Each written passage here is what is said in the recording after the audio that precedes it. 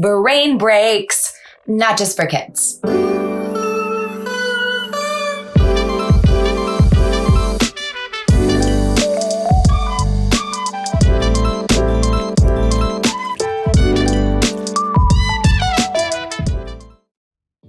Hello. Hi. It's Thursday again. It came so quickly. Hey, artistes. I'm 𝐦𝐨𝐬𝐿. Welcome back to the business of storytelling. All right, so today we are taking a trip down memory lane. Let's go all the way back. Early elementary, y'all, we're here. Your brain at that time was taking in and processing new information at light speed.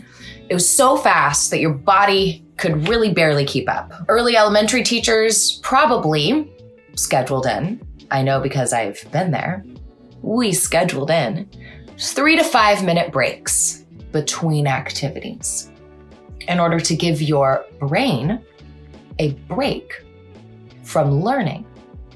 It's called, you guessed it, brain breaks. And as adults, we don't do this anymore, right? We don't learn quite as quickly, but our brains are still working just as hard. They're just working as hard. They get older. And just like our sweet, adorable 5-year-old selves, we need to give ourselves a break. We need to give our hard-working brains a break every now and then. So I'm going to share with you guys something today that I found a few years ago. I stumbled upon this productivity method, for better use of a term. It's called the Pomodoro Method. The guy who created it, the creator, his name is Francesco Cirillo. He's Italian, and Pomodoro is Italian for tomato. He named it after a tomato-shaped kitchen timer that he used to time his work and his breaks. So here are the basics of the Pomodoro Method. First, you decide on the task that you need to be done, task or tasks. And then second, you're gonna set your timer. Typically, Francesco Cirillo says that you should set it for 25 minutes. For some reason, I prefer 27 minutes for my writing work. Yeah, I just like it, okay? And I like that number. And then I do 45-minute sessions for voiceover projects. That works better for me to balance enough work with a break to rest my voice. So traditionally 25, but make it work for you. So set a timer for your time. I use my watch as a timer because it'll buzz at me, but it's also a good idea to set a timer across the room so that you'll have to like physically get up to go and turn it off. So it'll make you stop working, right? So then you set your timer, it's going, right? Great, good job. Get to work on your task. So you're sitting down, you're at your desk, whatever. You can do it for any kind of deskless tasks as well.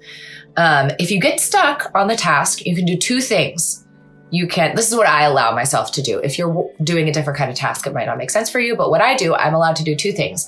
I can stare out the window, or I can sit in silence, no earphones, no anything, while the answers come to me. I'm not allowed to switch to a social media app. I'm not allowed to start paying bills online, whatever. I'm not allowed to do another productive thing. I have to stay on the task for 25, or in my case, 27 minutes. You can do anything for that short amount of time. Stay on task, 25 minutes. Then you're gonna end work whenever the timer rings or buzzes or whatever. You're gonna take a short break, okay? 5 to 10 minutes. You earned it. You worked 25 minutes, good job.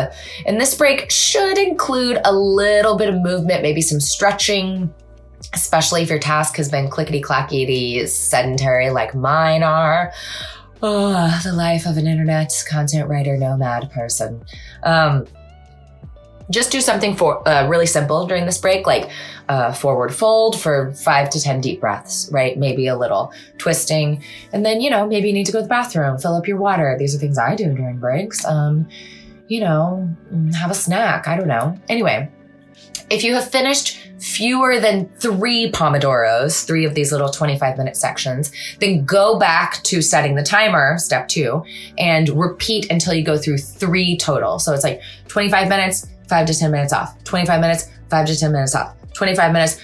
And then after that 3rd Pomodoro, take, oh wait, 25 minutes. Yeah. And then the fourth Pomodoro, you take a longer break after that. So it's like kind of a full morning of work, break, 2 hours, work, break. And then you take a lunch or a break, a longer break, 20 to 30 minutes. I usually take a lunch break for that one. Sometimes I take 45 minutes. Sometimes I got to go run an errand, whatever. It's time for a big break. And then once after that break is finished, you can go back to step 2 and repeat as desired. Full disclosure for me, I cannot remember the last time I did more than like 2 or 3 of these in a full day. Typically that's enough for me to get through a task that I'm finding difficult. I don't always set a timer. I'm not like rigid every morning, 25 minutes, let's go. I do the 27-minute chunks just when I'm like having trouble focusing, or I'm finding that like a task that should take me an hour is taking me way too long, right? So those chunks add up. So that's how I use it. I'm sure you can find a way to adapt it best to what you need to get done as well. Best of luck. I hope you find it as helpful as I have. It's really, that's been such a great way to get my brain going and get my brain staying on task. So thanks for tuning in this week, guys. I love seeing you on Thursdays or, whatever day you get caught up with us. This is the business of storytelling. Y'all know I'm Caroline Cole, and I'm just always so glad to get to check in with you guys every week. Don't forget, shout at me online on Instagram. Love checking with you guys there. Comment below. I love hearing from you guys here. Do you use the Pomodoro Method? Shout out to Yolanda. I got to talk to her this week. That was awesome when we got to chat. And yeah, again, next week we are opening registration for the virtual audition retreat. I'm super pumped. We're going to get together over the weekend virtually, and we're just going to have some healthy competition and submit as many auditions as possible and just see what happens when we all get together and concentrate together on honing that most important skill that we need to really book voiceover work. It's nailing the audition, all that. It's a numbers game, and you don't have to hate them. I swear you don't have to hate auditions. You really can.